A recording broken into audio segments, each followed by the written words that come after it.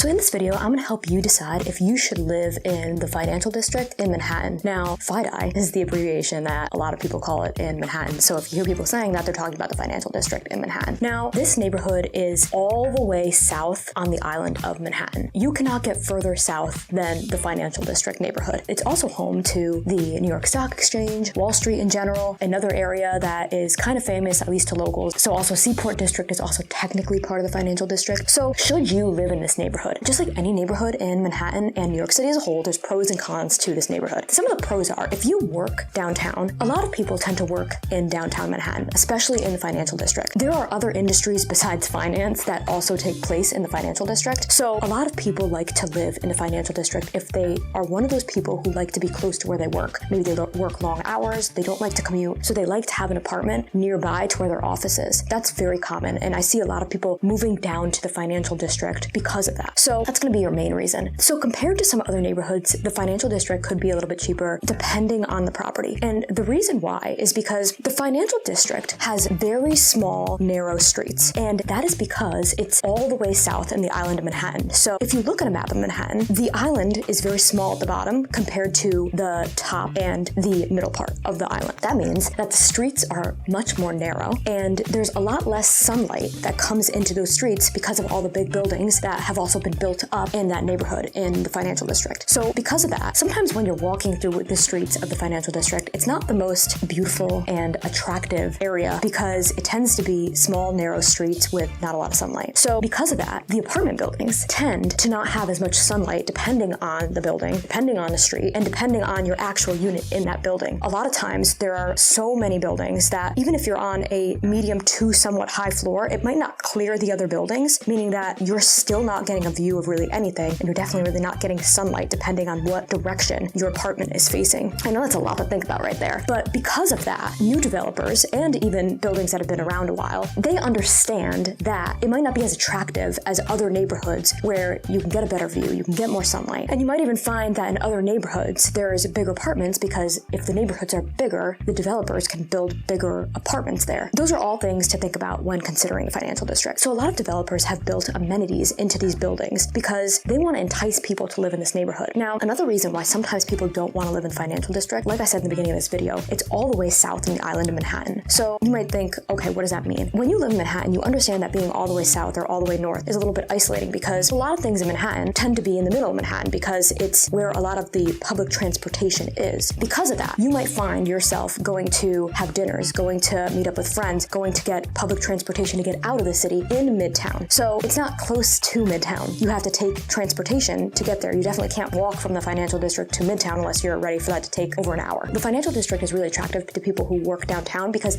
they don't have to go to Midtown or Uptown as often as people who work in that area do. But at times, they still might have to go to Midtown or Upper East or Upper West when they want to meet up with friends, family, or whatever that might be, or just even like activities as a whole. So these are all things to think about. But at the same time, the financial district rates can be a little bit more attractive because of these things that are not as enticing for people to move there. Now, I can never suggest fully a neighborhood to somebody unless I know what their lifestyle is like, what they like to do, where they work, what's important to them are all things that I consider when I'm working with somebody because what works for one person might not always work for the next person. So I need to know exactly what they care about to be able to advise them in the right way. So I do think that if you are looking for a really nice apartment that is a little bit on the more affordable side for Manhattan, then financial district could be a good option for you. The financial district does have really nice spots. However, if you're looking for nightlife and if you're looking for like late night, I wouldn't recommend the financial district if that's important to you. Also, if sunlight is important to you, I wouldn't recommend the financial district. If you have a dog, it's not the most dog-friendly neighborhood because, like I said before in this video, the streets are narrow and there's not as much sunlight, there's not as much outdoor space. However, because financial district is so narrow, you can easily get to the waterfront where you can walk the dog or have the space to run if you're the type of person who likes to run or walk along the water. So these are all just things to consider. But another thing that to add actually before I wrap up this video is that the financial district near Wall Street specifically tends to be very, very touristy because a lot of tourists just go through that area. So that's also something to consider, that if you're living right near Wall Street, you are going to have a lot of tourist traffic coming through pretty much at like all times of the day, any day of the week. So that's also another thing to consider. So there's really good public transportation options in the financial district as a whole. So a lot of subways run through the neighborhood, and there's also a lot of bus options as well. Plus there's also a downtown ferry as well that comes in through the neighborhood. These are all going to be things to consider. Like I said, the neighborhood that you choose is such a personal decision, and I think it matters more than anything in New York City because it typically makes or breaks your experience here. These are all just things I want you to consider. Now, I've never lived in the financial district personally. Right now, I actually live in Battery Park, which is the neighborhood next to the financial district, so I spend a lot of time there. And of course, I do real estate there as well. If you have any other questions or have anything to add about the financial district as a whole, please let me know in the comments.